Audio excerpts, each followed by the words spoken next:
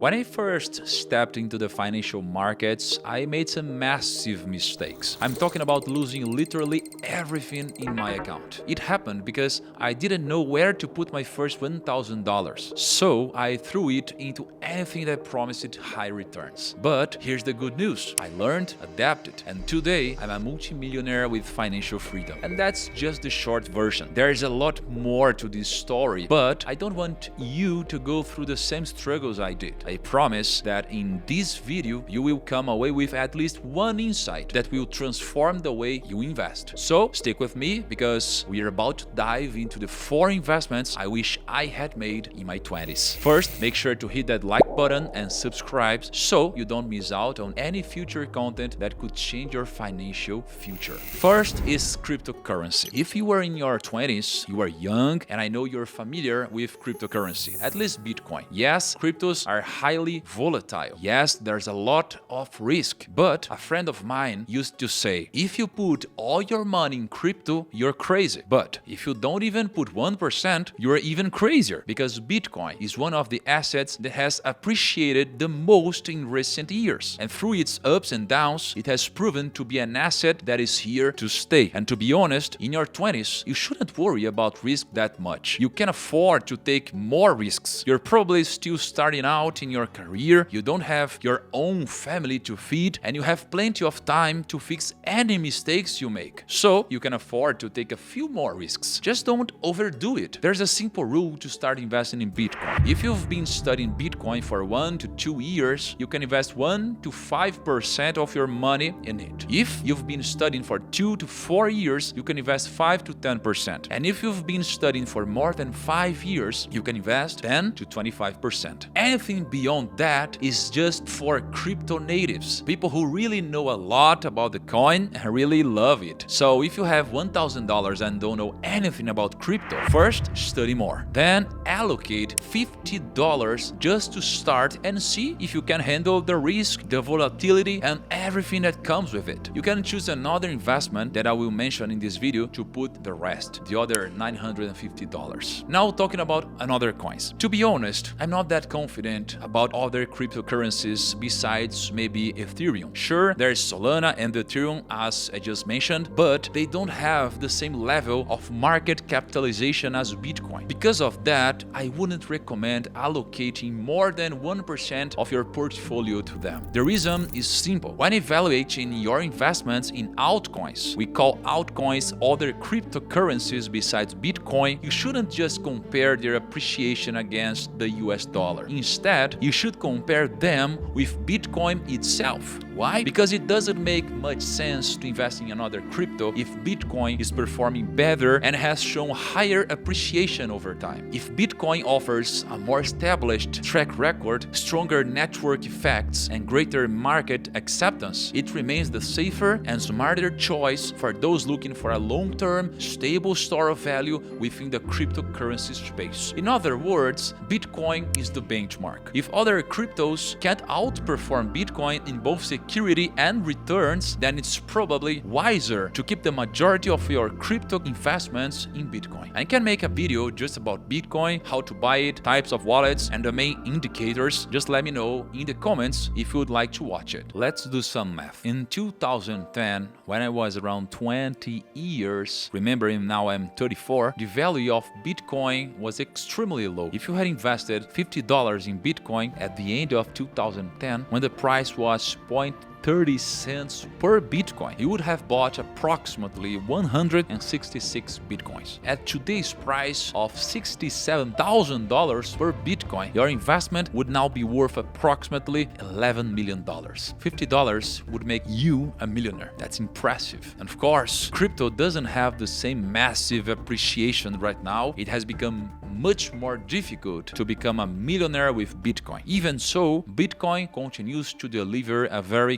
consistent appreciation history. In 2024, Bitcoin has already appreciated around 52.82%. In 2023, Bitcoin appreciated around 156%. Remember, I said it was extremely volatile? In 2022, it fell by minus 64%. Second, the S&P 500. You've probably heard a lot of people talking about the S&P 500, but if you haven't invested in it yet, let me offer you a fresh perspective. Stick with me. There's one day in the S&P history that really stands out to me. Facebook rebranded itself as Meta and decided to pour billions into developing something that today seems almost forgotten, the metaverse. 2 years ago, everyone was talking about the metaverse, buying virtual real estate and betting big on this new virtual frontier. Then, almost overnight, the hype shifted and all attention turned toward artificial intelligence. After one of their annual reports, Facebook's stock plunged by 20%. On that very same day, Amazon's stock surged by 10%. But guess what? The S&P 500 stayed steady. This highlights an important point. There's a lot of risk in investing in individual stocks. Even professional investors struggle to consistently beat the S&P 500 index and many fail. Now, let's crunch some numbers. If I had invested $1,000 in the iShares Core S&P 500 ETF called IVV 10 years ago, at the age of 24, that investment would be worth about $5,700 today. That's a return of nearly 470% without the stress of constantly tracking individual stocks or trying to predict the next big thing. And the best part, it's very simple. You can invest in ETFs like VOO or IVV, which track the S&P 500 and let the power of compounding and the long-term growth of the market do the rest for you. By diversifying your investments with something like the S&P 500 ETF, you spread the risk across 500 of the largest companies in the US, reducing the chance of getting hit hard by one company's bad day, like Facebook's 20% drop, while still benefiting from the gains of companies like Amazon. It's a good investment for those who are starting out, learning, and want to take it slow. Third, Lindy Assets. There's a theory called Lindy's Law. It was inspired by observations made at a restaurant called Lindy's Deli in New York, where comedians would gather. People noticed that if a comedian had been funny and successful for a long time, they were likely to continue being successful. This is similar to survival of the fittest, but for ideas, technologies, or things that don't physically age. Old things like the wheel, books like the Bible, or even the internet have proven their worth over time. So they're more likely to stick around than something new like a random TikTok trend. The same principle applies to investments. There are 4 characteristics to look for when you are searching for an investment that has proven itself over time. First is shortage. Second is non-deteriorable. Third is globally accepted. And fourth is a long history. For example, gold. All the gold ever discovered would fit in a cube that is 23 meters wide on every side, making it very scarce. And here's something unusual. If you consume something with gold, like a popular coffee in Dubai that contains gold flakes, you can technically retrieve the gold later because gold doesn't deteriorate in your body. So it's non-deteriorable. It's globally accepted. Ancient civilizations, people have used gold as currency, maintaining its value to this day. Another example is real estate. There's a famous saying that says, buy land because God isn't making any more of it. That's because land is scarce. While buildings can deteriorate over time, land itself doesn't. Even if the structures on it require maintenance or replacement, the land beneath remains very valuable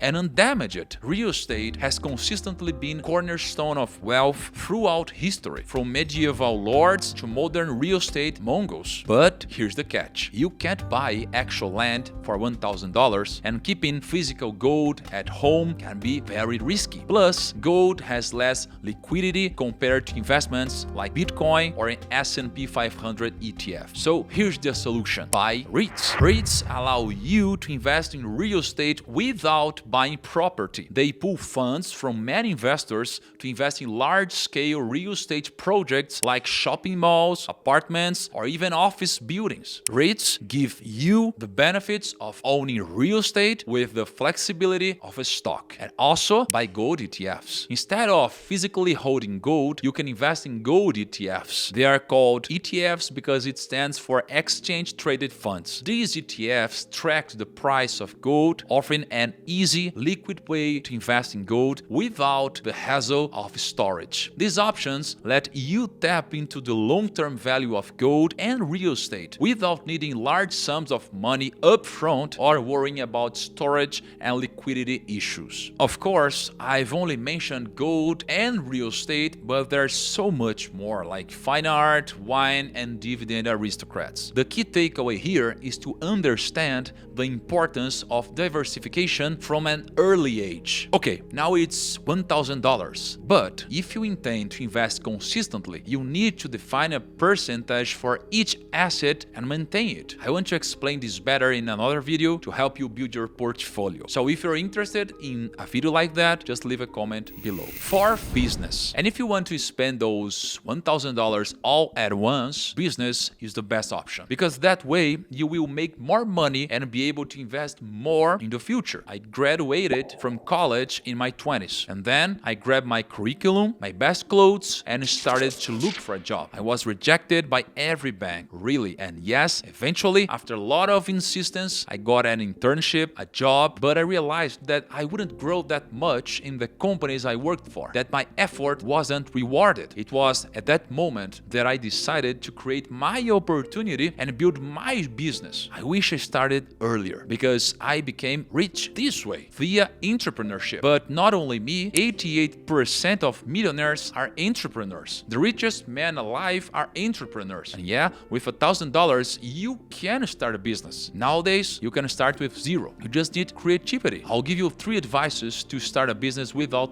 much money. The first step is use the PMA method. P is for passion, M is for market, A is for aptitude. To apply this, list all your abilities. Then you use the PMA filter. How do you do it? First, cut the skills you're not passionate about. Next, remove those that aren't in high demand. And finally, eliminate the ones where you lack aptitude. What remains are the skills you should focus on to build your business. For example, before starting my first company in the financial sector, I was passionate about finance and knew the market was booming. I lacked the aptitude and ended up losing all my money on early investments. But I knew that I could change it. What did I do then? I studied, practiced, and developed the necessary skills. Eventually, I became an investment advisor, and shortly after, I launched my own consultancy. The second step is seek the MVP. MVP stands for minimum viable product. It's simple. If you want to own an ice cream shop, first sell vanilla ice cream. See if customers will show up and like it. And if it works, gradually start offering ice cream with flakes, pistachio, and mint chocolate flavors. Look at how Airbnb started. The founders didn't immediately build a large platform with thousands of listings. Instead, they began with a basic website to rent out just 3 air mattresses in their own apartment during a local conference. So don't focus on building the biggest company in the world right from the start. First, you should offer the most basic product possible and gradually improve it. And the third step is knowing your customer. Don't try to discover fire again. Money is in people's hands. And if you want money, you will have to convince people to buy your products or services. To do this, you need to listen to feedback carefully and constantly seek out your customer. Your focus is to please this guy. An example of this is that I constantly ask for feedback from my subscribers, and if you're enjoying this video, you should leave a comment. I will read and respond to everyone, and this helps me improve the quality of my videos. So I mentioned 4 types of investments. Back in my days, I would invest in cryptocurrency, S&P 500, Lindy Assets, and also business. But from a risk perspective and from a priority analysis, let's say I would have focused more on business if I needed to invest my $1,000, because business is what made me rich, as I mentioned to you. But if I wasn't talking about business and I needed to diversify my money, of course, it's easy to say I would have put all my money into Bitcoin, but I need to remember when I was back on my 20s,